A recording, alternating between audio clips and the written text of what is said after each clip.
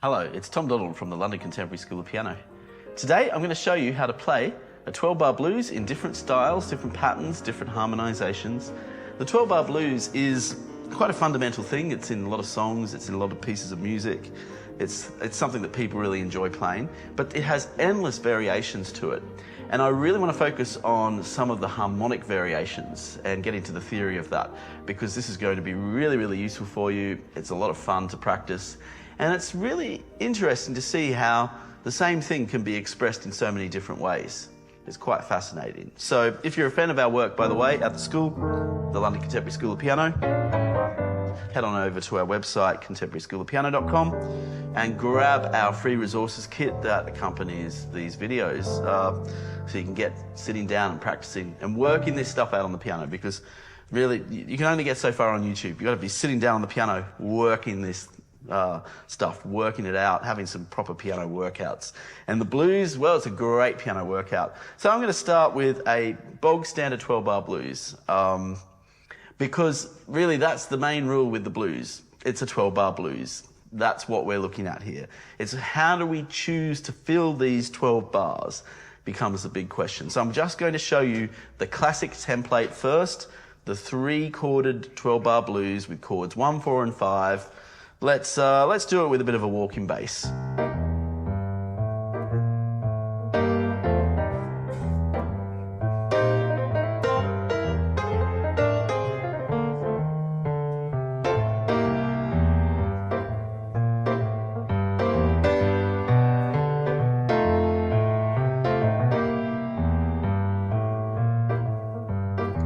That's the structure. That was the 12-bar structure.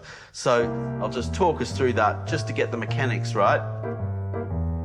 We have 4 bars of chord 1, 2 bars of chord 4,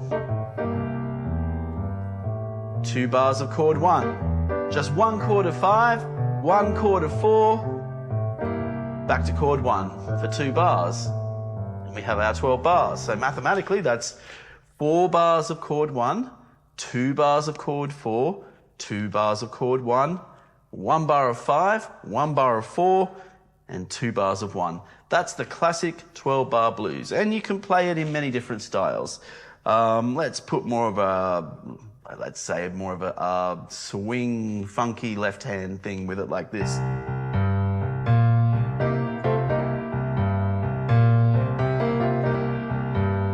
Same chords, just a different left-hand pattern, that's all.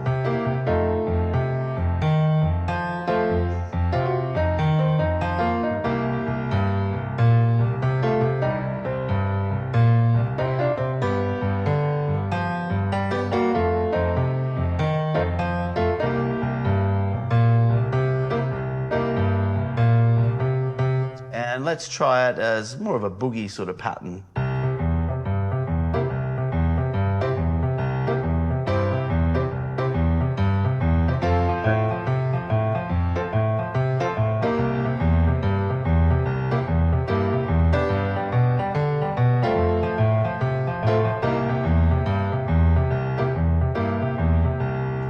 Try a more sort of cooler jazz sort of pattern. I'm going to nick this one off Miles Davis.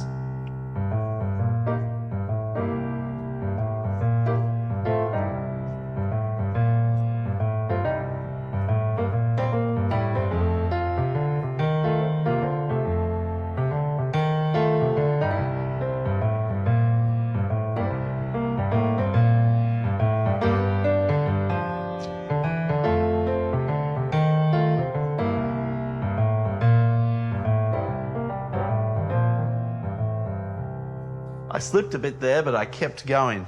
The whole purpose of the blues is keep going, hold that 12-bar momentum. That's the bit that actually can really trip us up, is when you've just got that 1 bar of chord 5 and then that 1 bar of chord 4. That's what you want to watch out for, because when the progression starts, we've got an entire 4 bars of the same chord to fill. And that's another mistake I see a lot of people make, is they only stay on that chord 1 for 2 bars by mistake, and they forget to make it 4 bars, so they end up doing this. they just go to chord 4 too soon. There's a way around this I can show you soon, but you want to make sure you hold that chord 1 for the full 4 bars first, and then you move to the chord 4. And that's the structure of a 12-bar blues. I've played it in some different ways there. That last way, that Miles Davis riff I was using, and that's from his iconic Kind of Blue album. That one's interesting because it's in a different time signature, but it's still holding the structure of a 12-bar blues. That's the fundamental here. So now let's look at modifying the chord progression a little bit, because you can easily get a little bit tired of just having these 3 chords. But we can add a bit of variation by creating what we call turnarounds. And a turnaround is when we fill up the 12-bar blues just with a bit more variation with turnarounds. Now, the 2 places, most obvious place to put a turnaround is in those first 4 bars where we just have chord 1. I'm often going to refer to these chords in numbers, by the way. People often say, why are you referring to the chords in numbers? Well, that's because it's universal, because if I follow the major scale, chords 1, 4 and 5, they derive from a scale. It means then you can practice these exercises in lots of different keys, and you ought to be doing it in lots of different keys. I'm really being too kind doing this just in C major. I'm going to go off C major soon. But you need to know the theory of how to find chords 1, 4 and 5 in other scales. Even if you're a beginner. If you're saying, hey, but I'm a beginner, don't give me numbers yet. You need to know numbers now. There's no time to wait. You want to get into, like, life is short, right? You need to do the numbers now. So I'm going to refer to these chords in numbers a lot today, because that's the formula. That's what's going on in the music. So important. So, yeah, so I want to deal with that once and for all, because I notice in the comment section when I mention numbers, some people go, hey, don't mention numbers. Why are you mentioning numbers? Numbers are so important when we analyze what's happening with these chords. So yeah, I'm going to keep mentioning numbers, because it's so important. So let's now add these turnarounds. I'm going to just use this as our reference groove, because it's one of my favorite ones. And I'm going to add the turnarounds. All right, let's have some fun with this now. Chord 1. Chord 4. Chord 1.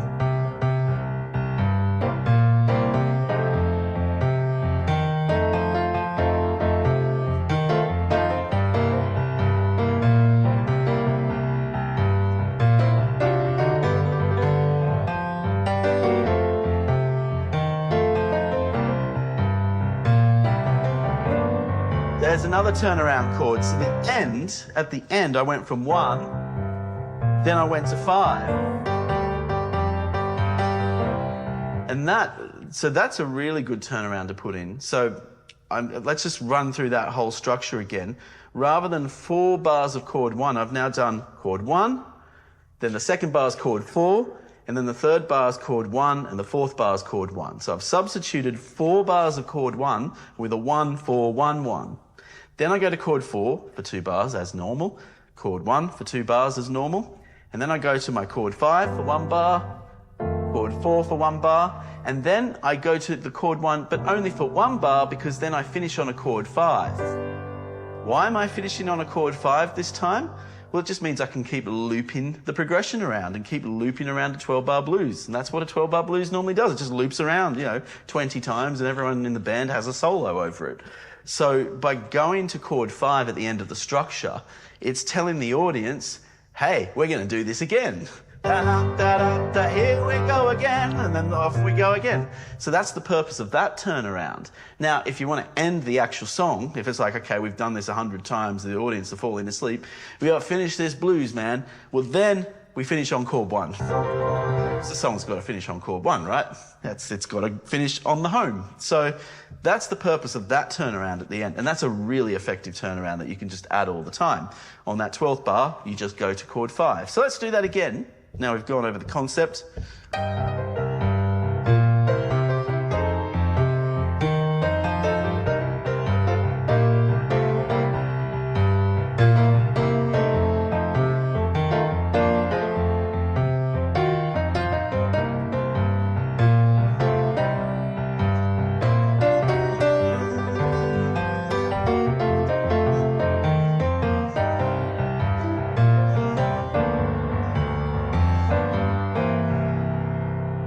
and there it is. So let's go to the next progression.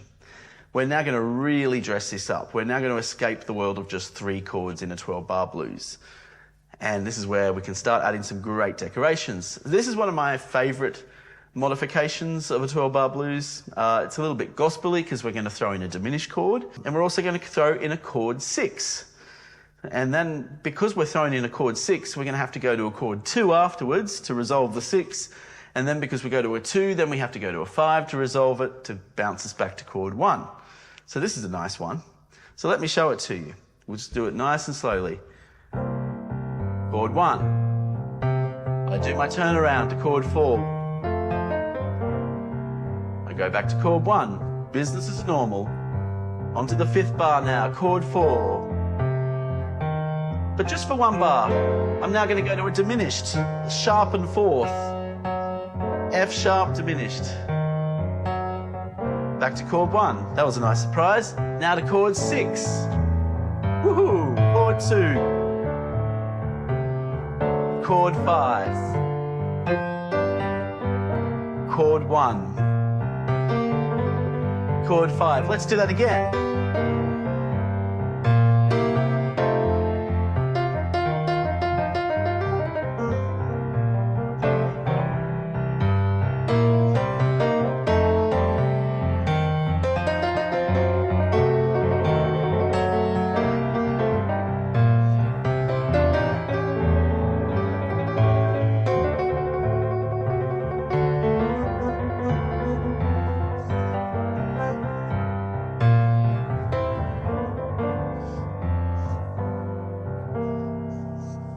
So it's one of my favourite ones, particularly going from the chord 4 to the diminished. So how do I find that F sharp diminished?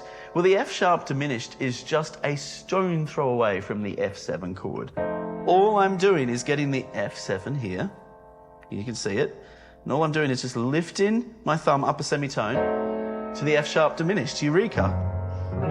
And I have the strength of that diminished chord. And diminished chords are really bluesy. I mean, the C minor blues scale is just going over that diminished chord. Like a glove. It's like a match made in heaven, that is. So I've got my F7 to my F sharp diminished. So yeah, if you're doing more blues improv in the right hand, which we have plenty of videos, by the way. If you're thinking, oh, but show me how to do those licks, Tom. How do you do that? We've got plenty of videos on our channel that already show you that. So just go through our channel. It's all there. So today we're talking about the different chords and styles we can put on a blues scale, or on a 12-bar blues. So then we go our F7, chord 4, F sharp diminished, which is a sharpened chord 4 now, turned into a diminished. Then we go back to the chord 1, and now we go to a chord 6, done as a dominant 7. We're transforming that chord 6 into a dominant 7. Then chord 2, we're transforming that into a dominant 7 as well. Chord 5 as a dominant 7, and then chord 1. Now, I could actually even put more variations on that. That A7 could be an A minor 7 if I wanted it to be. And the chord 2 could be done as a minor 7, as a native diatonic chord. I could do it like that, or I could do a bit of both.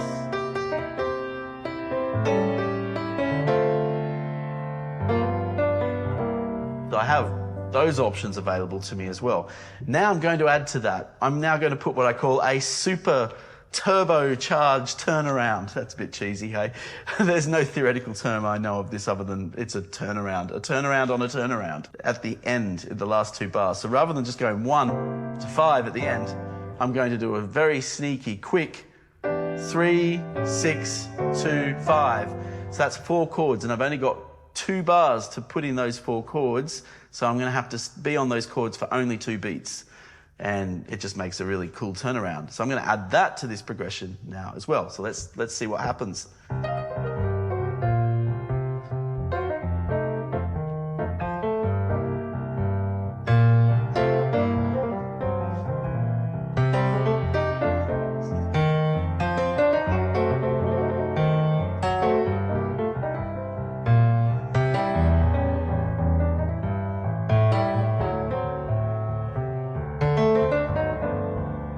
go.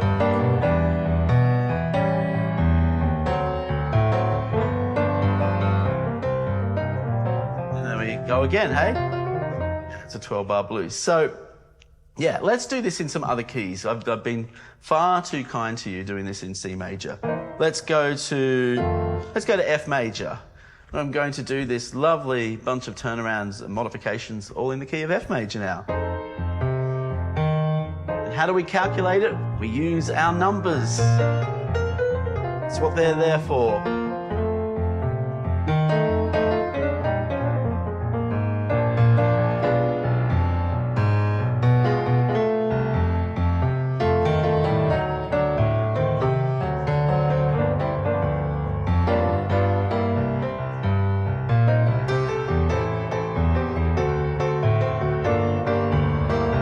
Okay, let's do this now in the key of B flat major.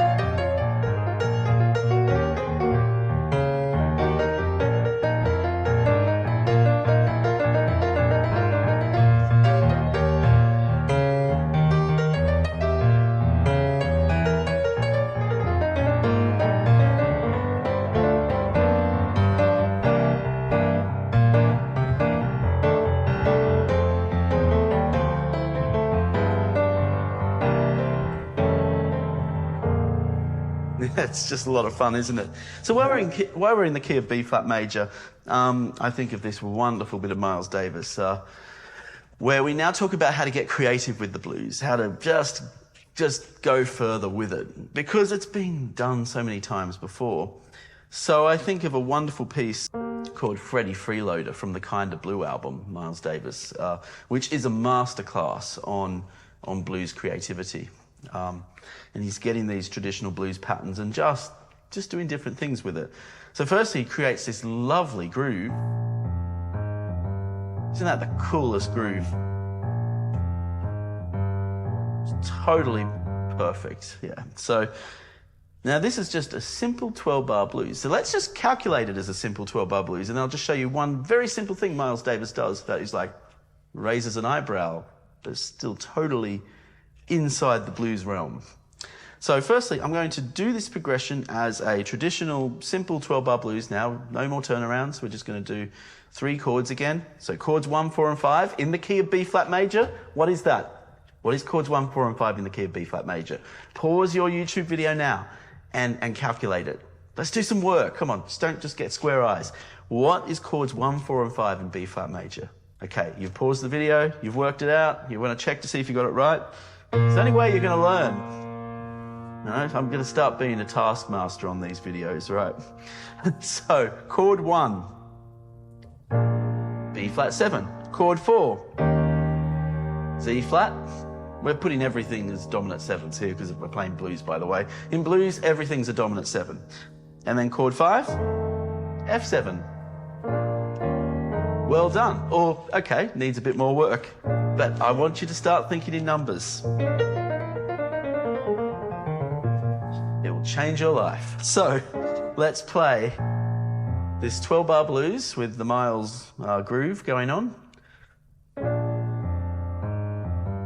4 bars of chord 1. You know the drill.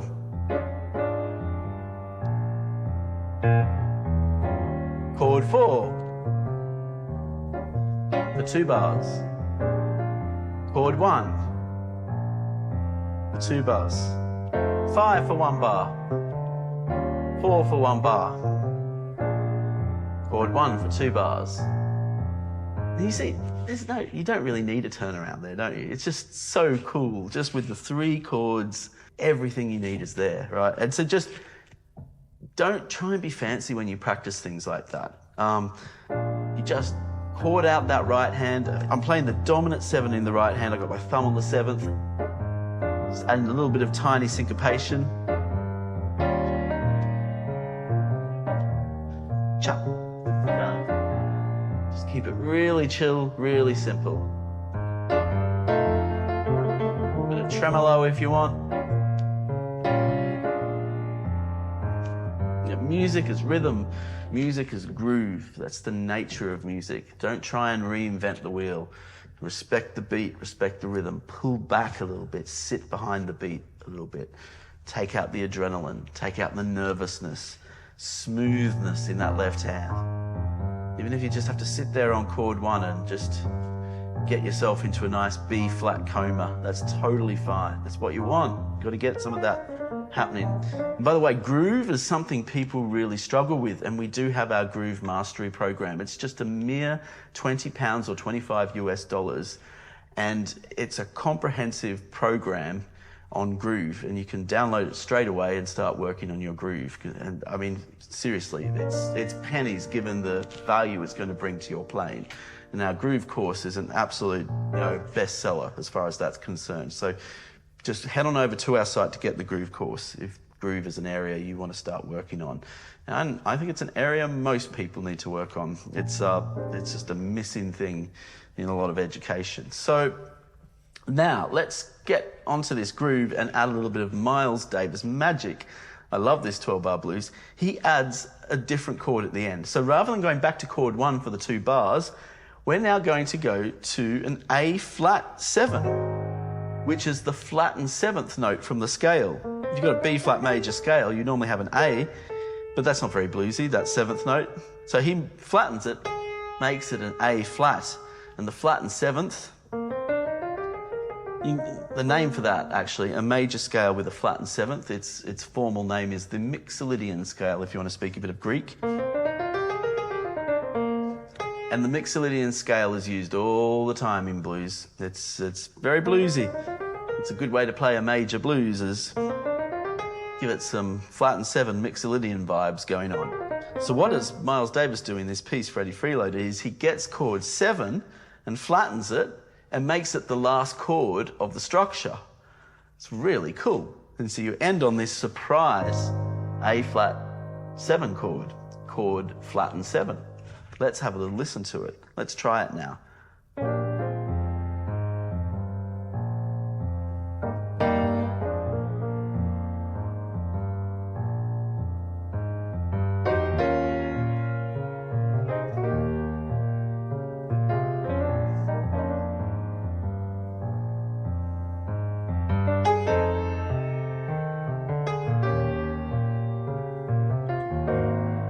There it is.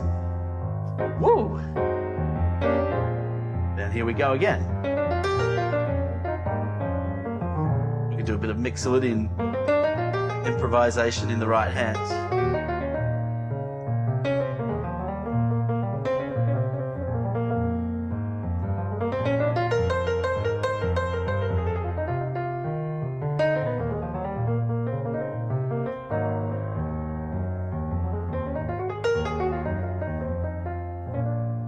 So that's a nice little surprise ending. I'm going to show you one more 12-bar blues, and this is now the 12-bar blues brought to a much more complex level. Let me find it. This is one of my favorites. And this has a name that is often called the Bird Blues. And the reason why it's called the Bird Blues is because Charlie Parker, he probably invented this 12-bar blues, though I think it was played in lots of jazz circles in its time, but it's from the bebop era, and of course Charlie Parker's nickname was the Bird, so we call it the Bird Blues. And we're going to do this in F major, and it's a 12-bar blues, but it's got a lot of chords going on. It's got turnaround galore happening. It's got a whole bunch of 2-5-1s thrown in. But it's still a 12-bar blues. That's the thing you have to remember. Despite the complexity of this, it's still a 12-bar blues. So I'll just play it for you really slowly, just so you can really have a look at what's going on here.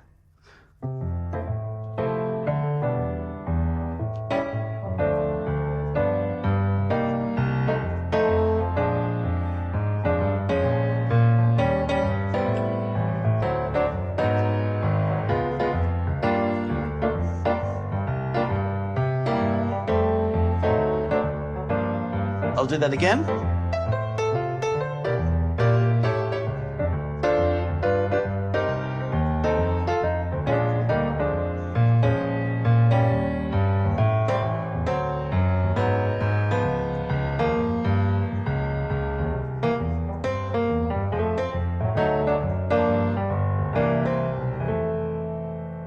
So how do we know that's a 12-bar blues? Well, firstly, it's got 12 bars in it. But it still has the DNA of a 12-bar blues. Totally. The first 4 bars, despite all of what's going on, you start on chord 1, and you have these turnarounds. You've got chord 7 to chord 3, 6 to 2.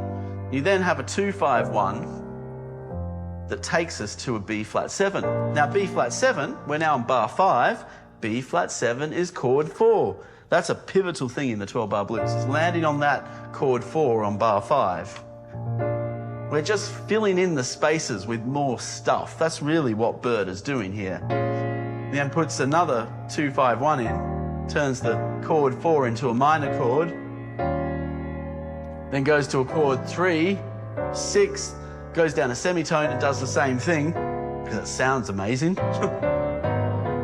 Then at the end, just like our first modification with turnarounds we did earlier today, we have a chord 2 to a chord 5 to a chord 1, and then we just have a turnaround at the end, 1, 6, 2, 5. So it has all of that DNA of a 12-bar blues. We're just filling the space with lots of stuff. And you can be creative with this. If theory sort of intimidates you, be creative instead.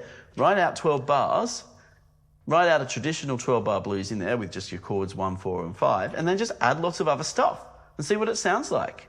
That's a great way to train your ear, by the way, because then you're trying to compose something with that 12-bar structure. Let's do that one more time to finish ourselves off.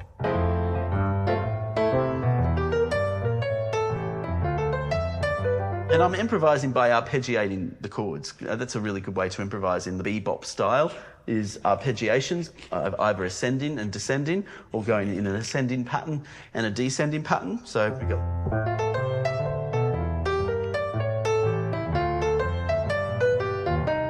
Something like that.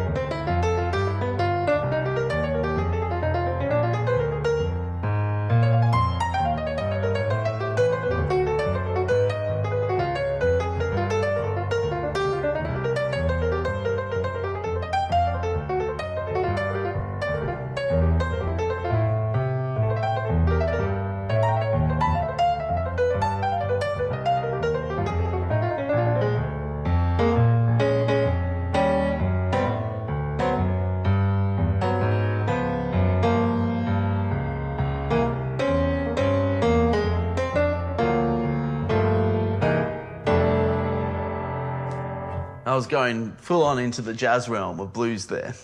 And that's, you can really push it a long way with these sort of structures. If I haven't done many courses or much materials on jazz for a while, actually, and if jazz piano and bebop or just jazz piano in general and improvisation and blues is of interest to you, we do have our jazz mastery program, and we have a bit of a flash sale going on with that course. And if you want to take advantage of that, just send us an email, admin@contemporaryschoolofpiano.com, and say, I've seen this video on the 12-bar blues and I want to know more about the flash sale. We're offering a huge reduction on that course at the moment. The only reason being is in the future we're planning to massively upgrade it at its full price, but that's going to be in a few, it might even be in a few years from now, because we're working on so many other things. And it is a great course because it really goes into the mechanics of blues in jazz, which I think is sort of underappreciated. There's this journey we've been on today where we've really gone from a very traditional 12-bar blues into a jazz realm. It's sort of subtly happened with each change and modification we've made. And I think people really struggle to understand the difference between jazz and blues, because there is a difference. They are two different things, but they join at the hip. And jazz, I think blues is an integral part of the jazz language. Without the blues, you can't really have jazz. And I think so many students, even very advanced jazz players, forget that. They get too cerebral and nerdy about other types of attractive forms of theory and modes and flat and sharp and fancy chord extensions, etc., etc. And they forget that there is a blues basis that is the soul and the heart of the music. And blues is the soul and the heart of 20th century music, I believe. It's a huge paradigm shift for so many reasons, and I could go into the theory behind it all day. I hope you found this video useful. Remember to head on over to our site, contemporaryschoolofpiano.com, to get our free resources kit. It will support your learning. Remember, the best place to work out this stuff is at the piano. So get off YouTube, get on the piano, and then when you're ready to come and watch our next video to get you back on the piano again, I'll see you then. Take care. Have a nice one. Bye-bye.